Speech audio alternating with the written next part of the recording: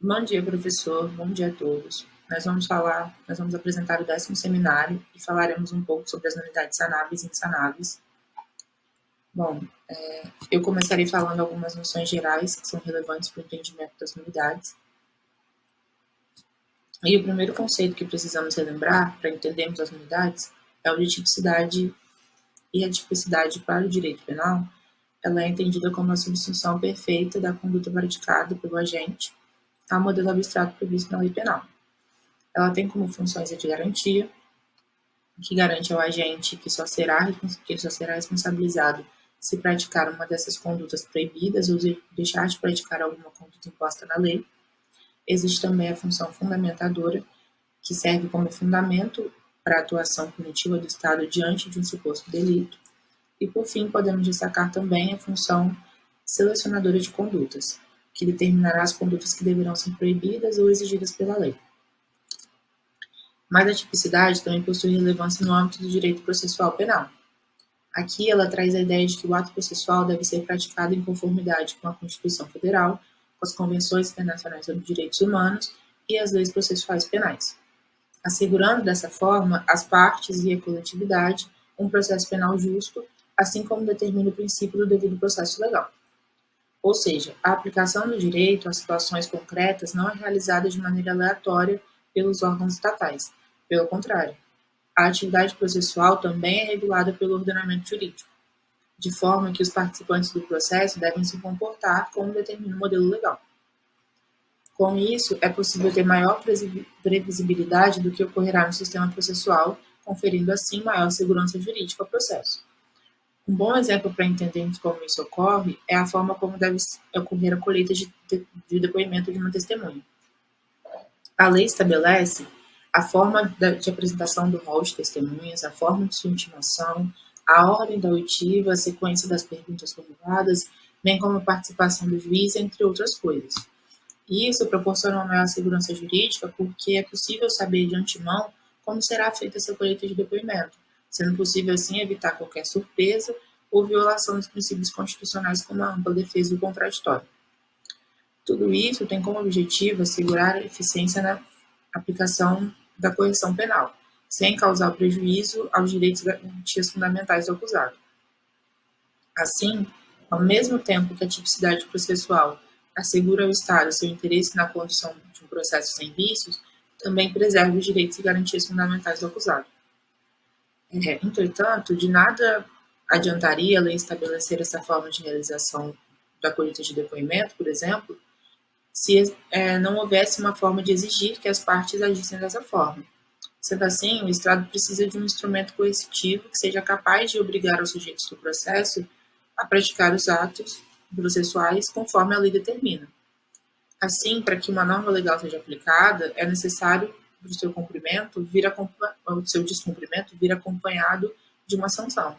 Afinal, uma norma que não tem uma sanção deixa de ter um caráter imperativo para ter um caráter de mera recomendação. Essa é a importância das nulidades. Elas funcionam como uma espécie de sanção aplicada ao ato processual defeituoso, de forma que só serão considerados válidos perante o ordenamento jurídico e idôneos a produzir os efeitos que deveriam os atos que forem em conformidade com as regras para a prática processual. Assim, diante da possibilidade de invalidação do ato defeituoso, através da declaração de nulidade, as partes e o juiz se sentiriam compelidos a observarem o que determina a lei, uma vez que a declaração de nulidade tem consequências danosas, como o elevado custo econômico decorrente da repetição do ato invalidado, a demora na prestação jurisdicional, que pode acarretar, inclusive, a prescrição, e o sentimento de impunidade que resulta a lentidão no feito. Mas a forma do ato processual não é um fim em si mesmo. O modelo escolhido pelo legislador visa uma finalidade determinada.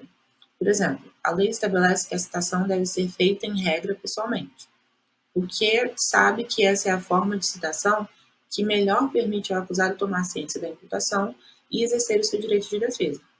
Um eventual vício nessa citação é considerado de extrema gravidade, porque priva o acusado do direito de garantia constitucionais como da ampla defesa e o contraditório. Priva o acusado do exercício dessas garantias, né?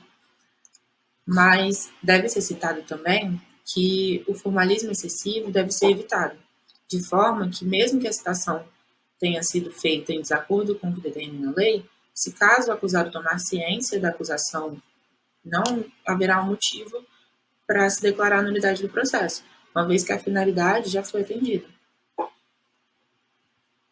Dito isso, eu falarei agora sobre as espécies de irregularidades, levando em consideração a gravidade do defeito do ato processual e as consequências decorrentes para o processo. Então, levando em consideração essas consequências, nós podemos classificar as irregularidades em irregularidades sem consequência, aquelas que acarretam sanções extraprocessuais, aquelas que podem acarretar a invalidação do ato processual e aquelas que acarretam a inexistência jurídica. Começando pela sem consequência, elas são as que o ato, embora não seja praticado em observância ao modelo legal, não tem o condão de acarretar qualquer consequência. Um exemplo disso são as abreviaturas. Apesar de um antigo Código de Processo Civil vedar a utilização dessas abreviaturas em peças processuais, ela não poderá causar qualquer mácula ao processo, né? De fato, uma abreviatura não tem o condão de prejudicar o processo de alguma maneira. Já as irregularidades que acarretam somente sanções extraprocessuais são aquelas que a irregularidade não é capaz de invalidar o ato processual, mas que pode ensejar algumas sanções extraprocessuais. Um exemplo disso é a determinação do caput do artigo 265 do Código de Processo Penal, que trata do abandono injustificado da causa pelo defensor, que pode gerar a aplicação de multa de 10 a 100 salários mínimos, sem prejuízo de outras aplicações de sanções disciplinares. Ou seja, apesar de não ser capaz de invalidar o ato, essa irregularidade pode causar algumas sanções extraprocessuais. Outro tipo de irregularidade são aquelas que podem acarretar a invalidação do ato processual. Nessa irregularidade atenta contra o interesse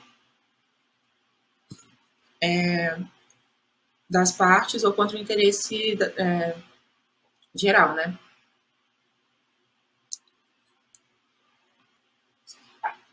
Esse tipo de irregularidade faz com que os atos estejam sujeitos à declaração de nulidade. Essa declaração de nulidade é, como vimos até agora, a espécie de sanção aplicada ao ato processual defeituoso, que visa retirar dele a aptidão para a produção de efeitos regulares, os efeitos que ele geraria, né, se ele não fosse declarado nulo. Por fim, os atos que acarretam a inexistência jurídica, eles são as irregularidades que acarretam a inexistência jurídica, elas ocorrem quando a violação do direito do devido processo legal é tão absurda que acarreta a própria inexistência do ato jurídico. Um exemplo disso é a sentença prolatada por juiz impedido. Ela é tida como inexistente porque, diante da gravidade do prejuízo causado, a imparcialidade da autoridade jurisdicional. Vistas as espécies de irregularidades que podem macular ou não os atos processuais, partirei agora para análise a respeito das espécies desses atos processuais. A primeira espécie de atos processuais são os atos perfeitos. São aqueles praticados em fiel observância ao modelo típico, e por isso são válidos e eficazes, e são aptos a produzir, assim, seus efeitos legais, que são próprios deles. O segundo tipo são os atos meramente dotados de irregularidade. Eles são dotados de irregularidades sem consequência ou irregularidades que acarretam somente sanções extraprocessuais, como nós acabamos de ver. Eles são válidos e eficazes. É o que possui o vício de menor importância entre todas as imperfeições possíveis. Essa irregularidade é causada pela inobservância de regra que não é relevante para a consideração acerca da validade do ato, ou seja, não tem aptidão para produzir qualquer prejuízo às partes ou ao próprio processo. Assim como dessa irregularidade não resulta nenhuma consequência capaz de repercutir na validade do processo, da relação processual, esse ato também é válido e eficaz. Um exemplo disso é o deferimento do compromisso de pessoa impedida de prestá-lo, a pessoa impedida de prestá-lo, ou a não observância das formalidades previstas no artigo 226 do Código de Processo Penal, por ocasião da realização do reconhecimento pessoal do acusado. O terceiro tipo de espécies de atos processuais são os atos nulos. Os atos nulos ocorrem quando não há observância das determinações legais ou falta requisito indispensável para a prática do ato processual. Eles são passíveis de decretação de ineficácia, sendo possível reconhecer a sua nulidade absoluta ou relativa, e apesar de estarem sujeitos ao reconhecimento da sua inaptidão, se não for declarada a nulidade desses atos, eles serão juridicamente existentes e poderão produzir seus efeitos regularmente. Por exemplo, um exemplo dessa espécie de atos processuais são nulos. A sentença condenatória desprovida de fundamentação. Mas a decisão será nula porque a Constituição Federal, no seu artigo 93, incisos 9, determina que, enquanto esse vício não for... determina que a sentença deverá ser provida de fundamentação. Mas enquanto essa sentença não for... o vício dessa sentença não for reconhecido pelo tribunal competente, essa decisão terá aptidão para produzir os seus efeitos regulares. O quarta espécie de atos processuais são os atos inexistentes. E eles ocorrem quando o vício é tão grave que os atos sequer podem ser tratados como atos processuais. São considerados pela doutrina como não atos. Não pode ser invalidado, pois a existência antecede qualquer consideração à validade do ato processual. A inexistência representa um defeito que antecede essa consideração.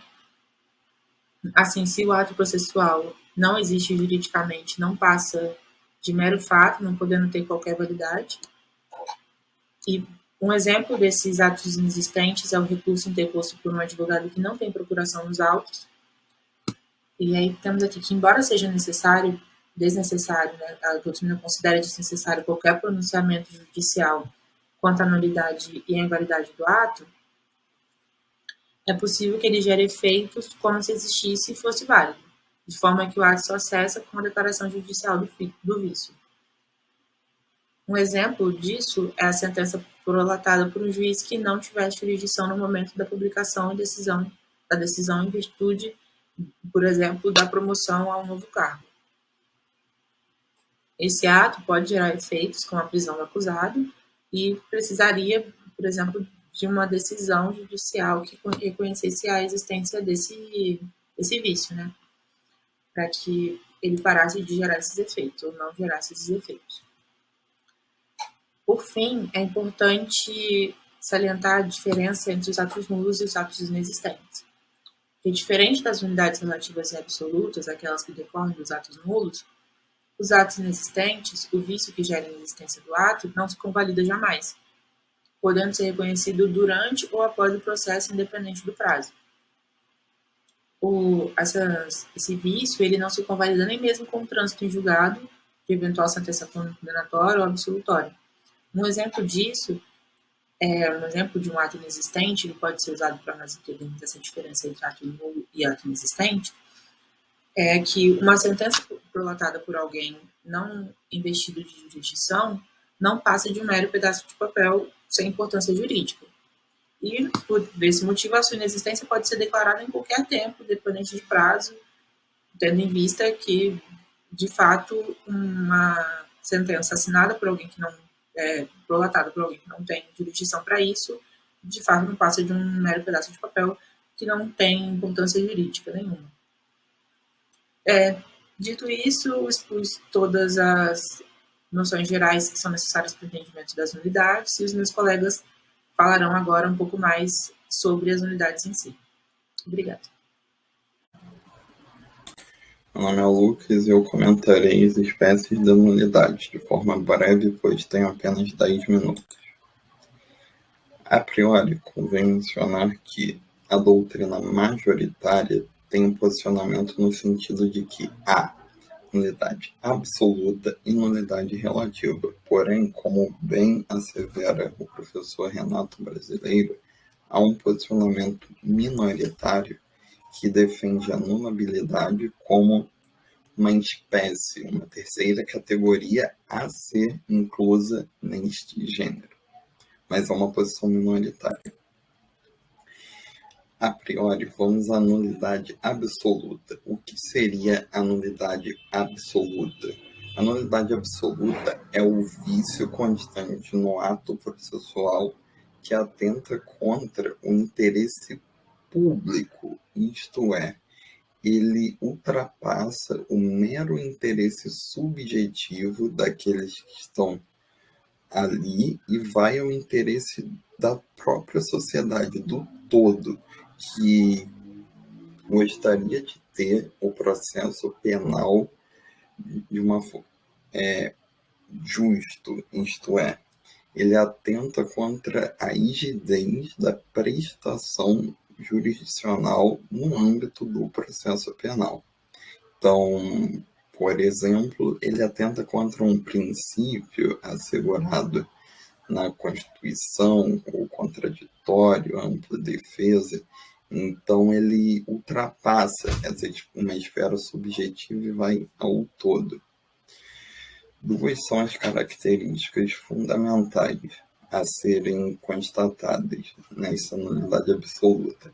A primeira é que, a priori, convém mencionar, como já expressado no brocardo latino, que eu prescrevi neste slide, que também expresso no artigo 563 do Código de Processo Penal.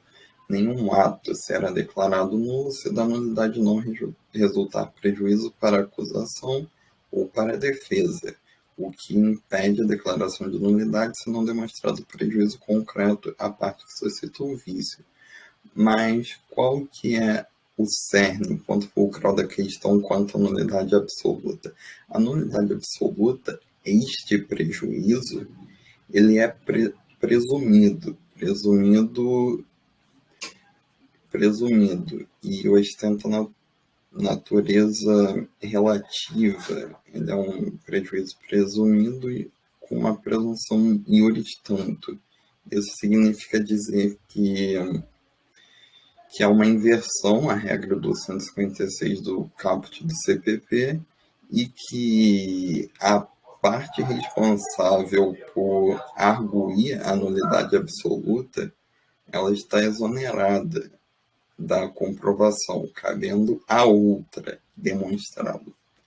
Outra característica é que tal nulidade pode ser arguída a qualquer tempo. Isto é uma característica natural, uma vez que, conforme já demonstrado, ela atenta contra a própria prestação jurisdicional. Então, isso significa dizer que a qualquer tempo, por mais que algumas tecnicidades que eu demonstrarei, ela há de ser constatada, ela não está sujeita à preclusão, seja temporal ou lógica, pois o interesse não é subjetivo, é no todo. Então, não haveria lógica em dizer que ela se sujeita à preclusão, uma vez que há de ser alegada justamente para preservar o interesse de todos em um processo penal justo. Então, desta característica decorre essa outra característica, é encadeado.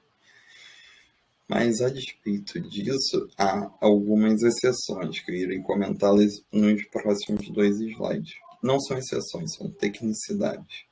Eu não as considero exceções, assim como o professor Renato Brasileiro também não. O STF, em sede de precedentes, já aduziu que a parte que pleiteia a declaração de nulidade absoluta está incumbida de demonstrar o prejuízo decorrente da inobservância da forma prescrita em lei, sob pena de não lograr êxito. Então, é uma visão diversa, vamos assim dizer, da própria nulidade absoluta. Bom, vamos lá. A coisa, então, como bem assenta o professor Renato Brasileiro, digamos que ocorra uma espécie de uma nulidade absoluta, mas que já haja uma coisa julgada pro réu. Então, esta nulidade absoluta não poderá ser motivo para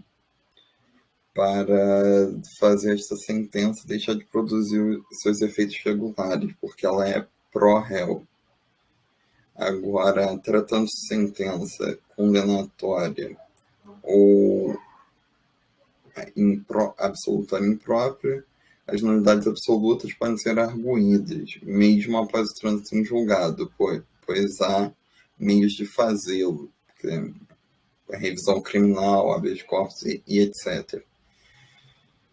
E, além disso, conforme expresso nas duas súmulas, que eu não falarei o nome para poupar tempo, e nem falarei seu inteiro teor, os tribunais superiores, sob a lógica da supressão de instância, isto é, quando uma tese que há de ser apresentada na primeira, na segunda e na terceira instância, ela é apresentada apenas em sede de recurso especial ou extraordinário. Isso caracteriza a supressão de instância, pois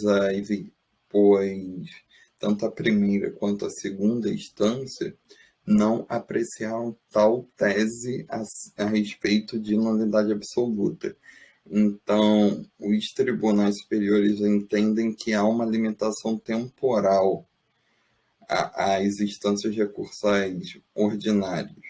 Então, o Renato Brasileiro coloca este adendo. Eu particularmente não concordo, mas agora temos as hipóteses, está aqui no slide, basta a pessoa procurar e ler. Acepção negativa no sentido de que há duas regras. O 564 do CPP traz um rol e o 572, que eu vou comentar mais à frente, do próprio CPP também, ele traz algumas ressalvas. Logo, o que não está nesta ressalva, por uma acepção negativa, só poderá ser hipótese de nulidade absoluta, porque as ressalvas ele fala que pode ser corrigidas ou convalidadas. Então, a partir daí, temos que os demais, que não podem ser corrigidos e nem convalidados, são hipóteses de nulidades absolutas. Aí aqui, quando houver violação a direito constitucional da Constituição Federal ou tratados internacionais, interesse de natureza pública, quando houver violação de interesse de natureza pública, mesmo a despeito de expressa previsão legal. Então, são esses três, não convém perder muito tempo.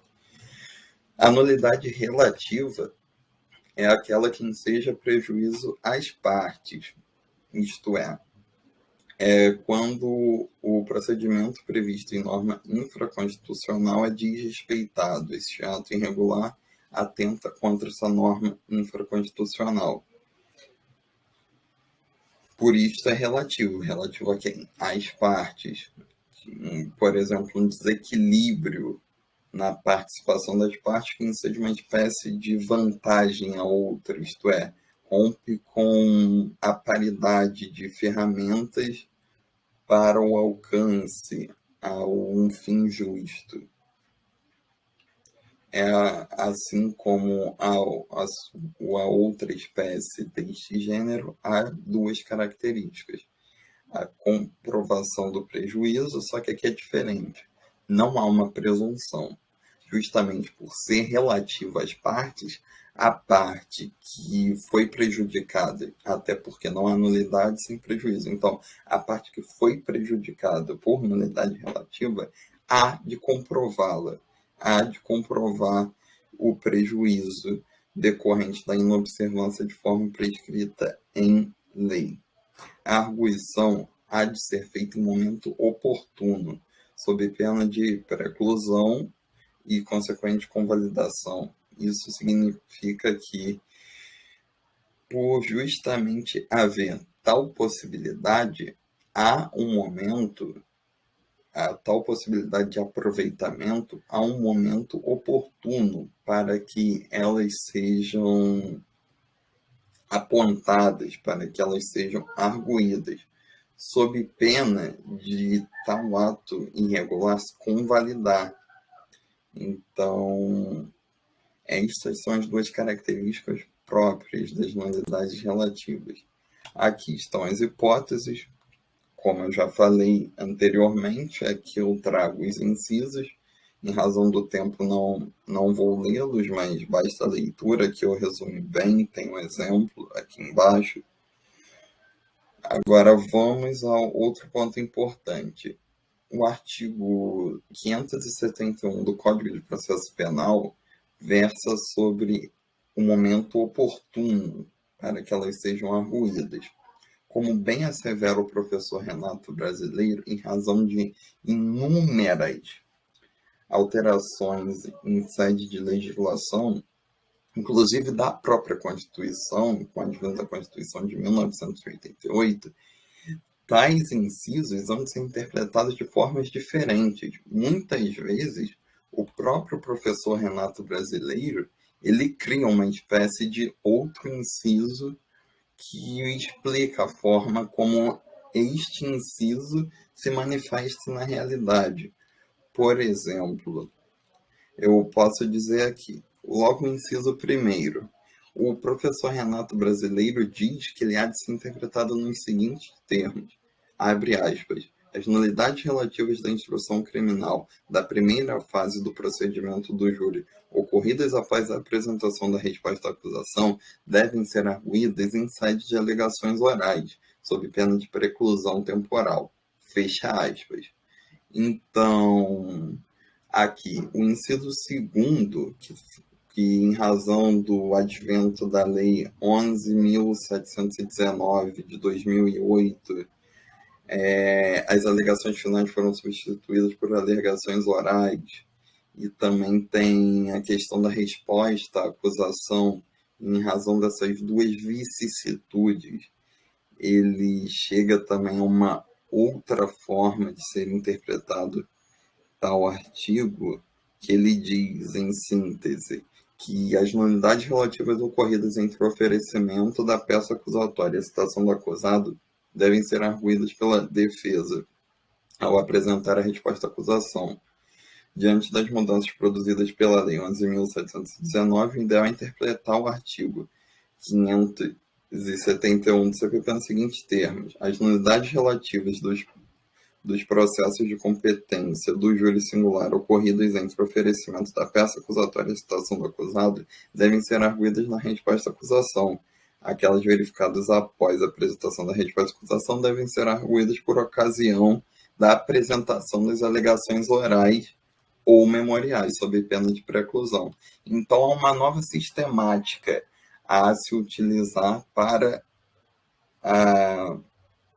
calcular, para saber o momento oportuno a arguição de nulidades relativas. Não há como comentar todos, pois demandaria o de 10 minutos destinados a todo o bloco, mas eu convido-os à leitura do livro do professor Renato Brasileiro, que ele exemplifica bem. Só por curiosidade, o inciso 4 sofreu uma revogação tácita, que também não há como explicar, pois já estou com 14 minutos de apresentação. E, por fim, tem a questão da anulabilidade, que é quando ocorre a violação de norma dispositiva protetiva de interesse da parte, que estão sujeitos a impeditivos e as sanatórias, não podendo ser conhecidos de ofício pelo juiz, mas somente por arguição. Então, é basicamente isso, mas aqui, conforme está o esquadro do professor Renato Brasileiro, que vocês podem ler, em sede de processo penal, não há de prosperar esta posição minoritária por lógica, vamos assim dizer.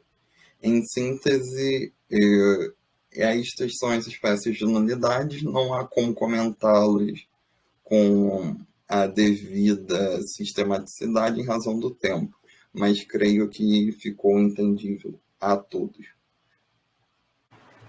Boa tarde, professor. Boa tarde a todos. Eu fiquei com a parte referente aos princípios que se relacionam às nulidades no processo penal. E para isso eu vou citar muito a doutrina do Renato Brasileiro, utilizei como base a doutrina dele, que cita essencialmente 10 princípios principais a esse respeito. O primeiro deles é o princípio da tipicidade das normas. Então, naturalmente, via de regra, todo ato processual ele tem a sua forma prescrita em lei, cuja inobservância ela pode dar ensejo a alguma decretação de nulidade. E nessa linha, a noção de tipicidade das formas ela se relaciona à ideia de que todo ato processual ele deve estar em consonância com a Constituição Federal e também com todas as leis processuais em geral, de modo a garantir a ambas as partes, mas também a toda a coletividade um processo justo e o respeito principalmente ao devido processo legal.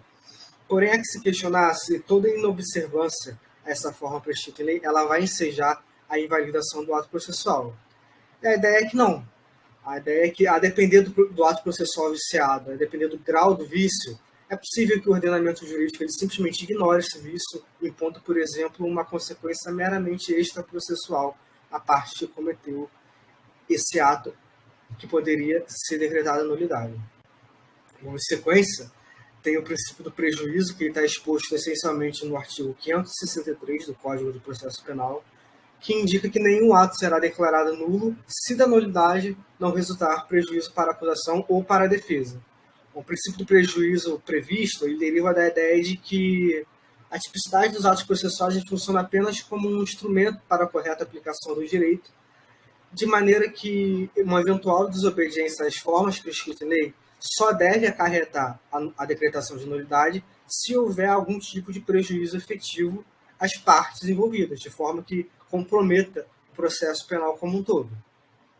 Bom, esse princípio também está previsto no artigo 566 do Código de Processo Penal, que indica que não será declarada a nulidade do ato processual que não houver influído na apuração da verdade substancial ou da decisão da causa, ou seja, se não influenciou de forma alguma no posicionamento do magistrado, não tem por que anular esse ato. E também, esse princípio também está previsto no artigo 572, inciso 2 do Código, que indica que as nulidades previstas no artigo 564, inciso 3, alíneas D e E, segunda parte, G e H, e inciso 4, considerar-se sanadas se praticado por outra forma ou o ato tiver atingido seu fim. Ou seja, se de alguma forma não tiver ocorrido algum tipo de prejuízo às partes. O princípio da instrumentalidade das normas ele indica que as irregularidades devem ser distinguidas conforme a sua gravidade, não se declarando a nulidade de um ato se a sua finalidade foi atingida, se não houve prejuízo para as partes, que se relacionam logicamente com o princípio anterior. Diferentemente de tempos passados, hoje é dominante a ideia de que a existência de um modelo típico ele não é um fim em si mesmo. Na verdade, a forma prescrita em lei ele visa proteger algum interesse, ele busca alguma finalidade específica. E se essa finalidade específica, se esse interesse foi protegido, não tem por que ser decretada a nulidade. Um exemplo disso, que é citado pelo Renato Brasileiro, diz respeito à citação defeituosa, cujo vício pode ser sanado pelo conhecimento pessoal do acusado. Nesse contexto, por exemplo, se a respeito da citação viciada, o acusado constituir defensor e apresentar resposta à acusação, isso significa que ele tomou conhecimento da acusação e está apto a exercer o seu direito de defesa. Portanto, não tem por que se falar em nulidade desse ato. Em sequência, tem também o princípio da eficácia dos atos processuais. Bom, diferentemente do direito privado, dentro em que o ato nulo ele não produz efeitos de modo geral, dentro da esfera do direito processual, a nulidade dos atos processuais ele não é automática. A isso se denomina justamente o princípio da eficácia dos atos processuais, no sentido de que a nulidade dos atos processuais ele não é automática, estando o seu reconhecimento condicionado à existência de um pronunciamento judicial no qual seja aferida não apenas a atipicidade do ato, como também a não consecução de sua finalidade e a ocorrência de algum tipo de prejuízo das partes. Veja que todos os princípios acabam se interligando de alguma forma, né? Porque Esse princípio da eficácia também está ligado ao princípio do prejuízo, também está ligado ao princípio da instrumentalidade das formas. O próximo princípio ele fala da restrição processual à decretação da ineficácia. Bom, a partir desse princípio, a gente tem a ideia de que a invalidação de um ato processual defeituoso ela somente pode ser decretada se houver algum instrumento processual adequado e se o momento ainda for oportuno. Ou seja, como a nulidade dos atos processuais ela não é automática, diferentemente do direito privado, ainda que o ato processual seja praticado em desconformidade com o modelo típico, causando algum tipo de prejuízo das partes, esse vício poderá ser reconhecido se houver o instrumento processual adequado para o seu reconhecimento judicial e se ainda for o momento oportuno para que seja reconhecida essa nulidade, ou seja, se não tiver havido ainda a preclusão temporal. E como exemplo também o Renato Brasileiro ele cita, no que se refere ao instrumento, o habeas corpus, ou seja, o Renato Brasileiro está numa situação em que uma sentença condenatória tem sido prolatada por um juiz absolutamente incompetente e tenha transitado em julgado. Ou seja, a despeito desse trânsito em julgado, desse decreto condenatório, é certo dizer que o nosso ordenamento jurídico ele contempla um instrumento capaz de anular todo esse ato processual, que é justamente o habeas corpus. Ou seja, caso persista a prejuízo à liberdade de locomoção do acusado, é cabível a ele a impetração do mandado de habeas corpus, visando a anulação de todos esses atos. De outro modo, no que se refere à decretação de ineficiência da restrição processual em relação ao momento, tem-se, por exemplo, também citado pelo Renato Brasileiro, as alegações orais ou memoriais de forma intempestiva, ou seja, ocorreu aquela preclusão temporal. Não dá para você alegar a nulidade de um ato, a nulidade do processo como um todo, porque não foram apresentadas as alegações orais ou os memoriais no momento correto, se eles não foram apresentados no momento correto por culpa justamente da parte. Então, ele perdeu esse direito de apresentar as alegações orais ou os memoriais. Em sequência, também tem que se falar do princípio da causalidade ou do efeito suspensivo. Sobre o assunto, o artigo 573, parágrafo 1º do Código de Processo Penal, ele explica bem esse princípio quando diz que a nulidade de um ato, uma vez declarada, causará a dos atos que dele diretamente dependam ou sejam consequência. Logicamente, não tem como se falar que um ato cometido posteriormente a um ato nulo, se dele for dependente, não tem como falar que esse ato ele deva persistir. Ele também tem que ser anulado. E um exemplo disso citado pelo Renato Brasileiro é a nulidade do processo a partir da citação. Por exemplo, seria inviável o reaproveitamento de uma prova testemunhal recolhida, uma vez que implicaria no cerceamento do direito de defesa do acusado. Contudo, é importante dizer que, não havendo qualquer relação de causalidade entre o ato anulado e os demais atos processuais praticados posteriormente a ele, não tem por que se falar em nulidade, tendo por base o princípio da conservação dos atos processuais, que é justamente o princípio que eu falo agora, que tem uma lógica inversa do princípio da causalidade. Ele está expresso não no Código de Processo Penal, mas no Código de Processo Civil, no artigo 281, que diz que, anulado o ato, consideram-se de nenhum efeito todos os subsequentes que dele dependam, conforme o princípio anterior falado. Todavia, a nulidade de uma parte do ato processual não prejudicar as outras que dele não sejam dependentes, ou seja, deve ser preservada a validade dos atos processuais que não dependem do ato anterior declarado inválido. Ou seja, se a parte busca a anulação de uma parte da sentença, por exemplo, porque não foi devidamente fundamentada, não tem por que você anular a sentença toda, mas você anula somente o ponto específico dessa fundamentação e o resto continua valendo. Bom, em sequência ao princípio do interesse, que está previsto no artigo 565 do Código, que diz que nenhuma das partes poderá arguir nulidade a que haja dado causa ou para que tenha concorrido ou referente à formalidade cuja observância só interessa a parte contrária. E é importante dizer que é um princípio que só aplica às nulidades relativas, né?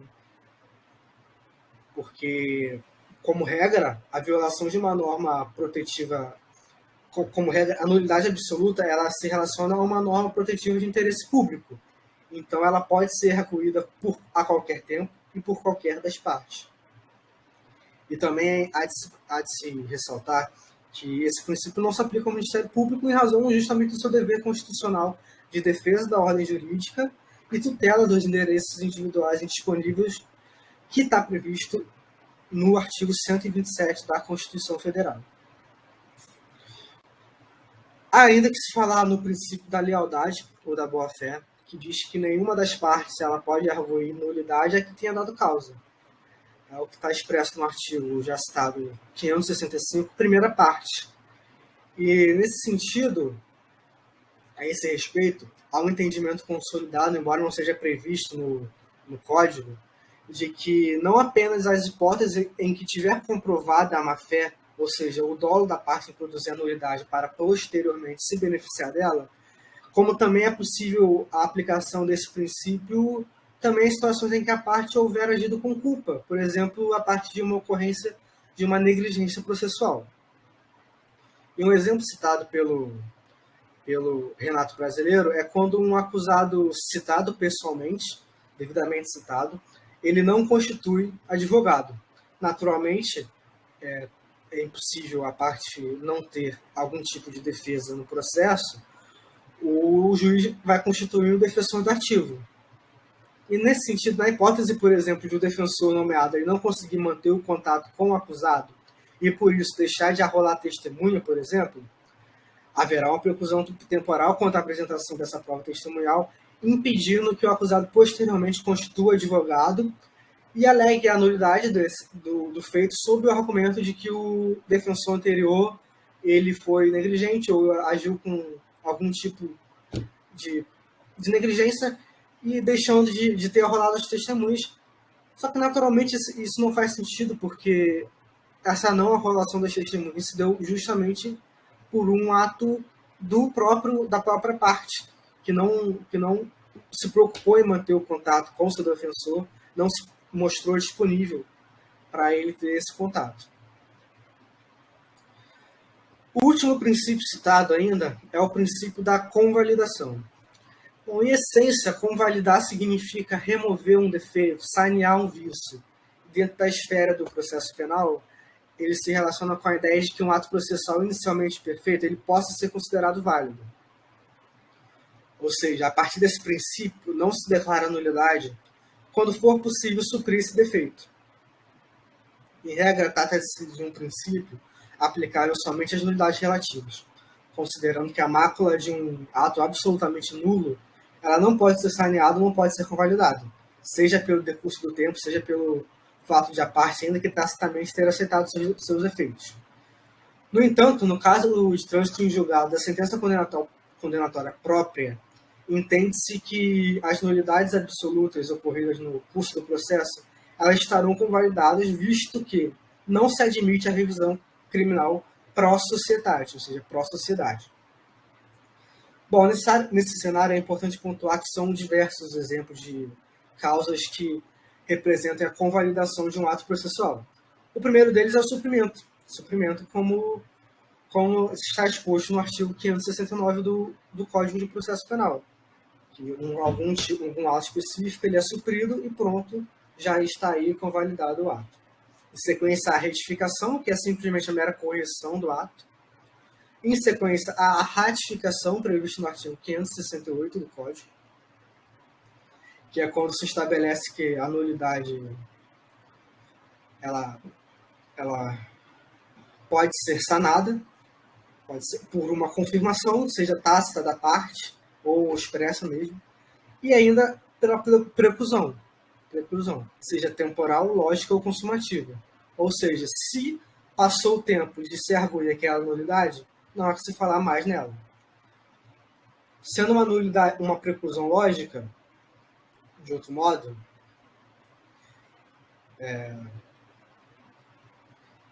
por sua vez, certas nulidades elas poderão ser consideradas sanadas quando a parte contrária, justamente, ainda que tacitamente, ela tenha concordado com a prática desse ato. Ainda que tacitamente, mas também pode ser de forma expressa, claro. E também tem, logicamente, a preclusão consumativa, que ocorre quando a faculdade já foi, quando a faculdade já foi validamente exercida. No artigo 282, parágrafo 2º do Código de Processo Civil, há também o exemplo do caso da aprovação de uma sentença em favor da parte prejudicada. Ou seja, há o entendimento de que a decisão de mérito em favor da parte a que essa nulidade poderia ter prejudicado não tem por que anular esse ato. Então, se convalida, já que não houve qualquer prejuízo, o que remete ainda àquele princípio já citado do prejuízo e também da instrumentalidade das formas. E, por último, há também a coisa julgada, também conhecida como a preclusão máxima, que funciona como uma causa de saneamento geral, pois a imutabilidade da decisão alcança as irregularidades não alegadas ou não apreciadas durante a tramitação do processo. Entretanto, vale rememorar ainda a existência das nulidades absolutas em favor da defesa, que podem sim ser arguídas, inclusive após transições julgados, em sentença, após transições julgadas de sentença condenatória absolutória própria, por meio do habeas corpus, como foi falado lá no exemplo da instrumentalidade das formas, ou também da revisão criminal, como também já foi falado. Bom, fechando a minha parte, eu trouxe ainda um exemplo de uma jurisprudência, o agravo interno, no agravo em recurso especial no STJ, em que a parte autora alegou a nulidade processual em razão da ausência de sua intimação processual, da ausência de sua intimação pessoal. Bom, como posição dos autos, restou comprovado que a ausência dessa intimação pessoal da autora, ela se deu em razão de culpa da própria autora, que se ocultou do oficial de justiça. E em razão disso, obviamente, uma questão lógica, essa nulidade foi completamente afastada e, para tanto, como justificativa, o relator do acórdão utilizou basicamente dois princípios. O primeiro, da instrumentalidade das formas, indicando que não houve qualquer prejuízo à parte interessada e, sendo assim, não haveria por que anular esse ato. E segundo, o mais óbvio deles, se refere ao princípio da boa-fé. Naturalmente, ela não poderia arguir uma nulidade a que ela tenha dado causa. Se foi culpa dela que o oficial de justiça não foi capaz de intimá-la pessoalmente, não tem como, não é razoável ela arguir como nulidade esse fato. E é isso que eu tinha para dizer em relação aos princípios referentes às nulidades no processo penal. Agradeço pela atenção de todos. Boa tarde, professor. Boa tarde, quem estiver assistindo. Bem, agora que meus colegas falaram anteriormente sobre as nulidades e seus princípios, seus conceitos, a gente vai abordar agora as nulidades em espécie, ou seja, as nulidades que foram elencadas pelo legislador e que são consideradas nulidades segundo o Código de Processo Penal. Bem, o legislador elencou essas nulidades de forma exemplificativa no artigo 564 do Código de Processo Penal.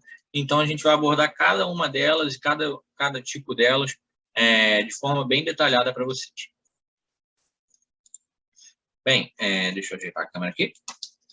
O primeiro inciso ele vai abordar a suspeição, a incompetência e o suborno do juiz. A suspeição vai ser os casos em que o juiz atua de maneira imparcial, de maneira indevida no processo. Ou seja, sendo o juiz imparcial, o processo é nulo, uma vez que o juiz tomou parte. A incompetência, como o próprio nome diz, o juiz é incompetente para julgar o processo, logo ele não poderia estar julgando, então o processo que ele julgar vai ser nulo. O suborno, por sua vez, ele tem um conceito interessante aqui, porque ele não diz respeito somente ao dinheiro, à propina, como estamos familiarizados no nosso dia a dia. Deixa eu ajeitar aqui. O suborno do juiz aqui, ele não possui um sentido técnico, não possui uma definição. Então, ele possui diversos entendimentos possíveis dentro da doutrina da jurisprudência. Ele possui o entendimento da propina, como já bem conhecemos, o recebimento de dinheiro, de quantias indevidas, por parte do juiz. Ele pode ser também o crime de concussão, que é os casos em que o juiz atua de maneira indevida em busca de uma vantagem. Ele pode ser o crime de corrupção passiva, que se assemelha com a concussão, que é quando ele busca uma vantagem ou um recebimento de algum favor futuramente, o juiz, que também vai ser considerado suborno. Ele pode ser O suborno aqui pode ser, no caso da atuação do juiz, no caso do crime de prevaricação, que é onde ele deixa de atuar, deixa de intervir de maneira devida, de maneira correta. Ele pode ser o emprego de um parente do juiz, ele pode ser um favor sexual do juiz. O suborno pode ter um entendimento variado dentro da doutrina e da jurisprudência. Então, apesar de ter o termo suborno no artigo, ele possui diversos entendimentos. Deixa eu ajeitar a câmera aqui. Bem, o inciso 2 ele vai tratar da ilegitimidade da parte, ou seja, nos processos em que a parte não for legítima, o julgamento é nulo, o processo é nulo, uma vez que a parte não é legítima, o que é um fundamento tanto no processo civil quanto no processo penal. O inciso 3, por sua vez, nas suas alíneas A, B e C, ele vai ser dividido até o L, se não me engano, ele vai tratar sobre a falta de representação, queixa, a falta do corpo de delito, a requisição do MP e a falta do defensor curador do menor de 21 anos. Aqui, a falta de representação, queixa, ela é essencial para o processo penal. Então, fica estabelecido no próprio Código que o Ministério Público deve atuar nas ações penais públicas, ou seja, só a falta de queixa, a falta de denúncia vai causar a nulidade do processo. A representação, por sua vez, ela vai ser uma nulidade relativa, uma vez que, dependendo do caso, ela não vai ser essencial, a representação não vai ser essencial do processo. A parte vai poder mostrar que busca o interesse naquele processo por conta da apresentação de um boletim de ocorrência, algo do tipo, e então a falta da representação pode não ser essencial ao processo, pode não causar prejuízo ao processo, então ela pode ser uma nulidade relativa. O defensor, curador do menor de 21 anos, é discutido, uma vez que, com o advento do Código, o menor de 21 não precisa efetivamente de um curador. Mas a falta do defensor vai sim ser uma nulidade relativa, porque é estabelecido tanto no entendimento do STF como no próprio Código de Processo Penal, que no âmbito do processo penal não é possível que o julgamento seja feito sem defesa, sem um defensor. Ninguém pode ser julgado no processo penal sem um defensor. Então, mesmo que não seja apresentado pela parte, o juiz é obrigado a apresentar, a requisitar um defensor para aquela parte. Então, continuando, vamos para os próximos incisos. A linha D, continuando nas alíneas do inciso 3, a linha D vai tratar da não intervenção do MP. E essa não intervenção ela vai ser dividida em duas partes, em dois tópicos. A não atuação nos crimes de ação penal pública e não atuação nas ações penais subsidiárias da pública. Nos crimes de ação pública, a denúncia do MP instaura o processo. Então, é óbvio que vai ser preciso que o MP intervenha em todas as suas etapas. Mas uma questão curiosa aqui é que a nulidade, apesar de ser absoluta para os casos da falta de atuação do MP nos processos de ação penal pública, ela vai ser relativa nos casos de atos intrusórios. Apenas nos atos acusatórios é que a atuação do MP, caso ela não exista, vai ser uma nulidade absoluta, uma vez que pode ser considerada uma desistência do processo ou uma não garantia de continuidade do processo. Nas ações penais subsidiárias da pública, o MP atua como interveniente adesivo obrigatório, ou seja, uma parte adjunta do processo. Então, ele vai gerar a não intervenção dele vai gerar uma nulidade absoluta do processo. Mas ela muitas vezes é considerada uma nulidade relativa, uma vez que a não intervenção nesse tipo de processo pode não levar ao cerceamento da acusação, pode não intervir, não prejudicar o processo efetivamente. Então, nesses casos, a atuação do MP é uma nulidade relativa, diferente dos crimes de ação penal pública, onde o MP é necessário, é preciso a todo momento, é essencial para o estouramento do processo. Logo, ele é uma nulidade absoluta. Continuando, então, vamos então para a linha E do inciso 3, que ele vai tratar sobre a falta de citação do acusado, a falta de interrogatório, a não concessão de prazos à defesa e acusação. A falta de citação do acusado, também chamada de circundução, vai levar à falta do direito do acusado de se defender, de ter sua ampla defesa e o seu direito ao contraditório. Então, a falta de citação vai fazer com que ele não saiba primeiro do processo e não possa se posicionar quanto ao mesmo. Logo, a falta dela ou a não eficiência da citação é considerada uma nulidade absoluta. A falta do interrogatório é a mesma coisa, uma vez que o interrogatório é o momento onde o acusado pode ser ouvido e onde ele pode se autodefender. Mas uma questão interessante é que o acusado pode se negar a falar, pode se negar a ser interrogado, mas ele não pode ser negado de ser ouvido, ou seja, o juiz não pode negar ao acusado que ele seja ouvido, caso ele esteja presente. Mas o acusado, dependendo dos casos, pode se negar a comparecer à audiência desde que mande seu defensor. A não concessão de prazo à acusação é uma nulidade relativa, uma vez que esse vício pode ser sanado no tempo oportuno e pode até mesmo ser aceito pelas partes, dependendo do andar do processo, do tipo de processo. Então, isso vai não levará necessariamente a um prejuízo à parte, ou seja, ela pode ser aceita, mas é considerado, sim, uma caso de nulidade relativa, caso as partes sofram prejuízo. Continuando, então, nós vamos para o legislador, então, vai partir para uma nova parte do processo das nulidades, que são as nulidades culminadas no processo bifásico do Tribunal de Júri, ou seja, são as nulidades que são decorrentes do trabalho, do funcionamento do tribunal e das suas regras, que estão dispostas no inciso 3º, das alíneas F até as alíneas L. Então, vamos lá, indo de cada uma delas. Vamos ter a falta de decisão de pronúncia, que é a linha F, a falta do líbero acusatório da entrega da respectiva cópia com rol de testemunhas, que é o F em INE, a falta de intimação do acusado quando não permitida a revelia, já foi falado aqui, quando o acusado não é intimado, ele não tem direito de se defender, a falta de intimação de testemunhas arroladas no líbero e na contrariedade, é a linha H, menos de 15 jurados presentes no júri, que é a linha I, ou seja, diz respeito ao funcionamento, às regras do Tribunal de Júri, a falta do sorteio dos jurados em número legal e a inobservância da incomunicabilidade dos jurados, que é a linha J, e a nulidade na formação dos quesitos das respectivas respostas, que é a linha K, e a falta da acusação e da defesa na sessão de julgamento, ou seja, que é a linha L, ou seja, a falta da acusação e da defesa, que é parte do trio principal do processo, que é o juiz, a acusação e a defesa. Sem uma parte deles, o processo não corre, o processo não existe, não pode existir. Sendo assim, essas são as causas de nulidade, são nulidades absolutas, todas essas aqui que eu elenquei, uma vez que são referentes a nulidades que fazem parte do procedimento do tribunal, o procedimento do processo penal. Então, sem o respeito dessas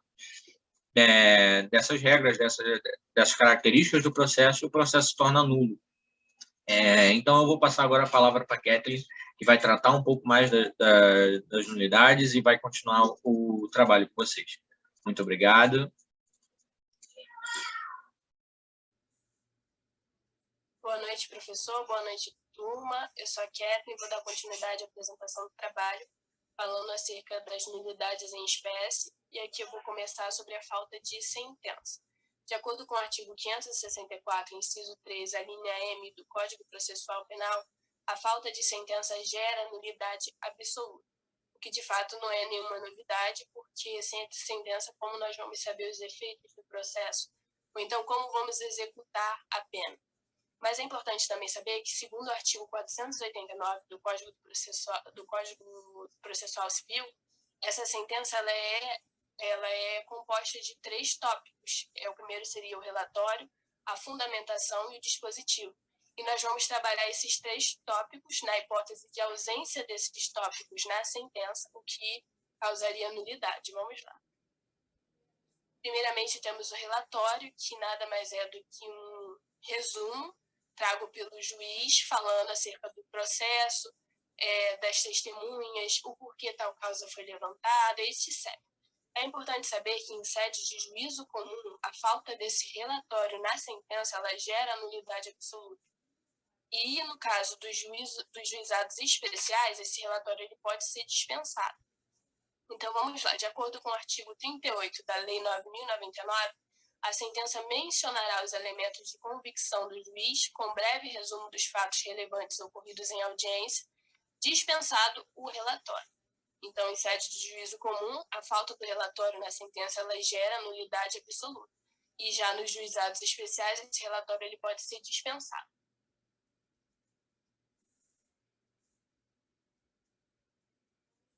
Vamos ver agora a fundamentação.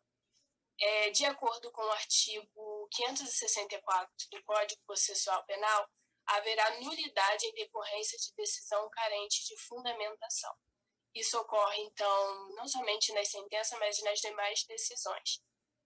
A fundamentação nada mais é do que a explicação de fato e do direito do porquê tal decisão foi tomada. E no caso de que não haja essa fundamentação, a nulidade absoluta. Temos também o artigo 93, inciso 9 da Constituição Federal, que diz que todos os julgamentos do órgão do Poder Judiciário serão públicos e fundamentadas todas as decisões sob pena de nulidade. Observa-se a importância da fundamentação da decisão.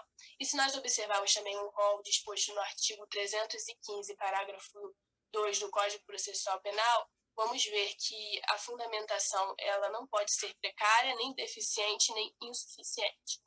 Então, a falta de fundamentação nas decisões ela gera nulidade absoluta.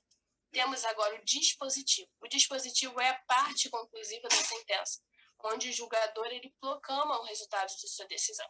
E a ausência desse dispositivo ela é considerada como um ato inexistente, ou seja, que é a própria inexistência da sentença. Por quê? Se eu não tenho aqui a decisão, a decisão é como se a própria sentença não existisse. Então, o dispositivo é isso, é a parte conclusiva da sentença. No caso, o julgador ele vai proclamar o resultado da sua decisão. Então, nós vimos esses 3 elementos da sentença, e no caso da falta de um desses elementos na sentença, é a hipótese de nulidade, a não ser essa última hipótese que falamos, do dispositivo, que não se fala nem nulidade absoluta, se fala-se mesmo da inexistência da sentença, como se a sentença não existisse. Vamos agora para a falta de recurso de ofício, que também gera nulidade absoluta. De acordo com o artigo 574, inciso 1 e 2 do Código Processual Penal, os recursos serão voluntários, excetuando-se os seguintes casos, em que deverão ser interpostos de ofício pelo juiz: da sentença que conceber habeas corpus, da que absolver desde logo o réu com fundamento na existência que exclua o crime ou isente o réu de pena, nos termos do artigo 411. Ou seja, nessas hipóteses, o juiz ele deve encaminhar os autos do processo ao tribunal para que o tribunal avalie, reavalie isso. E isso deve acontecer independente da vontade das partes. E quando isso não acontece, gera uma nulidade absoluta. Acho importante também essa súmula 423 do STF, que diz: não transita em julgado a sentença por haver omitido recurso ex officio, que se considera invenção interposta. Ou seja, nos casos em que o juiz não leve esses autos, nas hipóteses do artigo 574, inciso 1 e 2, isso gera nulidade absoluta. Vamos falar também sobre a falta de intimação para a ciência das sentenças e despachos que caibam recursos, o que também gera uma nulidade absoluta. Porque se eu tenho uma sentença e essa sentença ela cabe recurso, as partes interessadas logicamente devem ser intimadas, até mesmo para que elas possam concordar ou não expor isso. Então, se o responsável não notifica, não faz essa intimação para as partes interessadas, essa sentença, isso daí no caso vai ter uma nulidade absoluta. Vamos lá então. Temos o exemplo 1 e exemplo 2. A súmula 707 do STF. Constitui nulidade a falta de intimação do denunciado para oferecer contras razões ao recurso interposto da rejeição da denúncia, não a suprindo a nomeação de defensor dativo. Já o exemplo 2 fala: súmula 708 do STF. É nulo o julgamento da apelação se, após a manifestação nos autos da renúncia do único defensor, o réu não for previamente intimado para constituir outro. Ou seja, a falta de intimação para a ciência das sentenças e despachos que caibam recurso gera nulidade absoluta. Vamos agora para a falta de quórum legal, que também gera nulidade absoluta.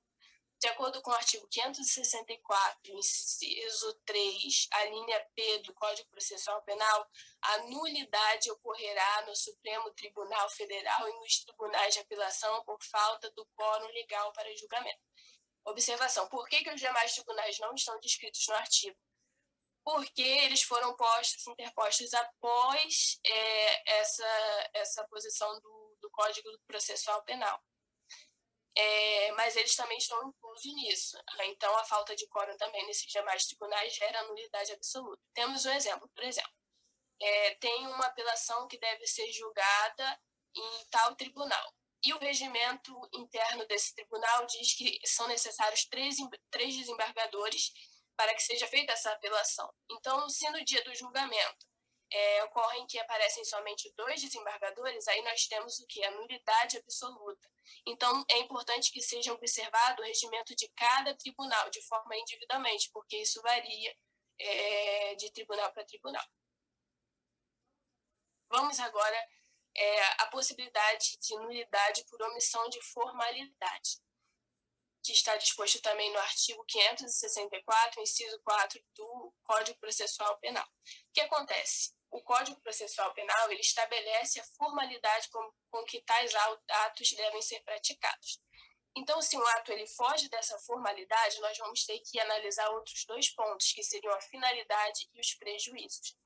Então, se um ato, é importante saber que se um ato, ainda que ele fuja desse padrão imposto pelo Código Processual Penal, desse padrão de formalidade, mas ele atinge uma finalidade e ele não gera prejuízos, aqui a nulidade será relativa, porque não podemos falar que há nulidade absoluta.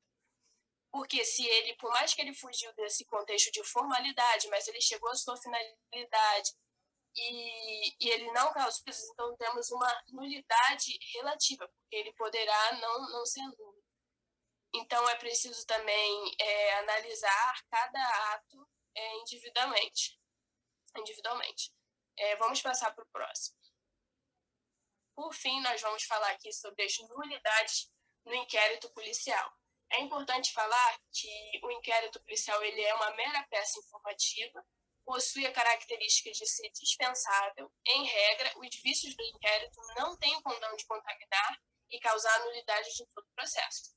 É importante ressaltar que é em regra, porque isso tem exceções e nós vamos ver agora. Então, aqui fala das hipóteses de nulidade no inquérito policial. Em regra, não existe nulidade no inquérito policial, mas existem umas hipóteses e exceções que nós vamos falar agora. Primeiramente, nós devemos ver se no inquérito policial existe um elemento viciado, ou seja, um ato irregular, e se há a possibilidade de corrigir esse vício, se há a possibilidade de corrigir esse ato. Por exemplo, a falta de uma assinatura de uma autoridade policial no relatório. Isso é um ato que, por mais que esteja no momento irregular, ele tem a possibilidade de ser corrigido. Mas existem outros atos que não podem ser corrigidos. E quando esse ato não pode ser corrigido, ele é um elemento viciado. E ele ainda por cima é aquilo que está levando o processo, que está servindo como base do processo. E por mais que existem outros elementos, os outros elementos também estão relacionados com esse mesmo ato, aqui tem uma hipótese de nulidade no inquérito policial. Vamos ver melhor na próxima página. Hipótese de nulidade no inquérito policial. O processo será prejudicado se o elemento do ato realizado no inquérito é irregular, ou seja, viciado nulo, e se for o único a amparar a denúncia e ser impossível de se produzir novamente, ou se mesmo existindo outros elementos, eles decorrerem exclusivamente do vestígio viciado. Nessas hipóteses, se fala de nulidade no inquérito policial. Bom, vou ficando por aqui. Se tiver algum erro, desculpas. Tenham uma boa noite.